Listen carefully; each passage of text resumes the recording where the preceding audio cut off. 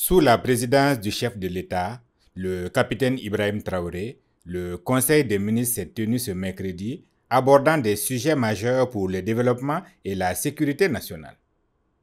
L'un des dossiers phares du jour concerne l'adoption d'un décret portant approbation du statut de l'économie des forces de défense et de sécurité.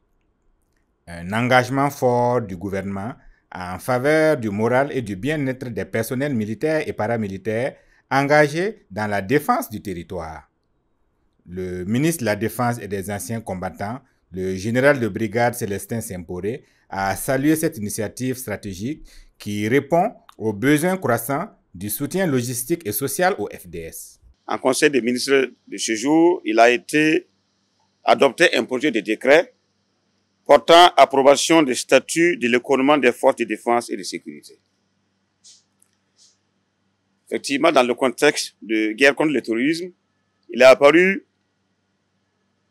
nécessaire, dans un élan de solidarité envers les forces de défense et de sécurité, de mettre en place un mécanisme les permettant d'avoir un accès à des prix sociaux, des produits de consommation de grande nécessité et aussi d'autres produits divers. En effet, les forces de défense et de sécurité sont beaucoup plus préoccupées à ce moment à ce qui est le cœur de leur métier, de la défense, de l'intégrité territoriale et d'assurer la sécurité des biens des personnes, de leurs biens. Donc, il est nécessaire qu'on mette les dispositions en place pour qu'ils soient beaucoup plus concentrés et qu'ils aient le moral pour pouvoir vaquer à cette occupation et à cette nouvelle mission dont le prix souvent payé est la vie, de sorte à ce que leur famille soit à l'abri de grandes préoccupations. L'économie des forces de défense et de sécurité constitue donc une réponse stratégique aux besoins croissants de soutien logistique et social des personnels des forces de défense et de sécurité engagés dans la protection de l'intégrité territoriale et la sécurité des populations. Le présent projet de décret structuré en 3 articles consacre l'approbation des statuts de l'économie dans la catégorie des établissements publics de l'État à caractère économique. Les ministres chargés de l'exécution du décret de la publication au journal officiel du Faso. Quant au projet de statut, il comporte 57 articles répartis en 6 titres. Les objectifs poursuivis sont entre autres mettre en place une structure dédiée à la fourniture de biens essentiels à des prix sociaux pour les personnels des forces de défense et de sécurité et leurs familles. Renforcer le moral des troupes en améliorant leur pouvoir d'achat et leurs conditions de vie.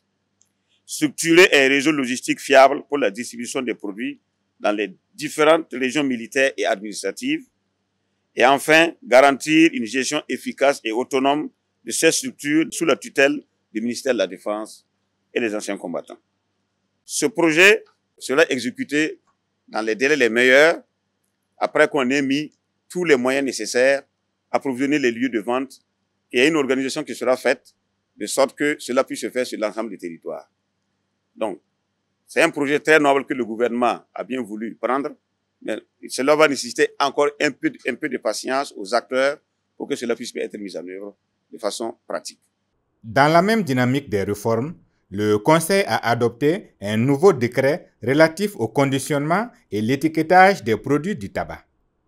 Objectif, réduire l'attractivité du tabac, notamment auprès des jeunes. Une décision saluée par le ministre de la Santé, Robert Lucien Jean-Claude Kargougou. Le Conseil a adopté un décret portant relecture du décret 2011-PM du 30 décembre 2011 portant conditionnement et étiquetage des produits du tabac et son modificatif de 2019.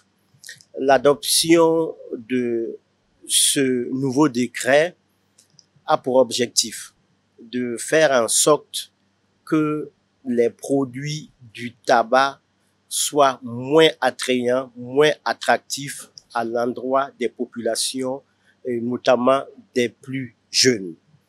Et les innovations qui sont contenues dans ce nouveau décret consistent en l'instauration d'une couleur uniforme, mate et moins attrayante des emballages de cigarettes consiste aussi en l'obligation de couvrir au moins 80% de chacune des principales faces des paquets de cigarettes par des avertissements sanitaires graphiques. Alors, l'adoption du décret va véritablement permettre de mieux protéger la santé des jeunes, des populations de façon globale. Et je voudrais rappeler qu'au Burkina Faso, selon une enquête réalisée par le ministère de la Santé, nous avons une prévalence de 13,6% de la population qui fume des produits de tabac.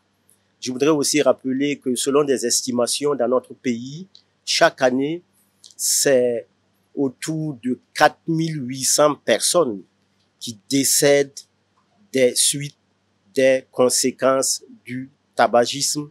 Et parmi ces 4800 décès, nous avons 1300 qui sont liés aux conséquences du tabagisme passif, des personnes qui ne fument pas, mais qui sont exposées aux conséquences du tabac et qui en meurent.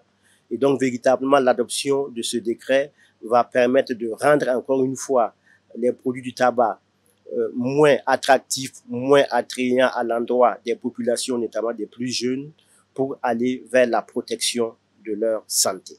Avec cette nouvelle réglementation, le gouvernement réaffirme son engagement à protéger la santé publique et à lutter contre les ravages du tabac.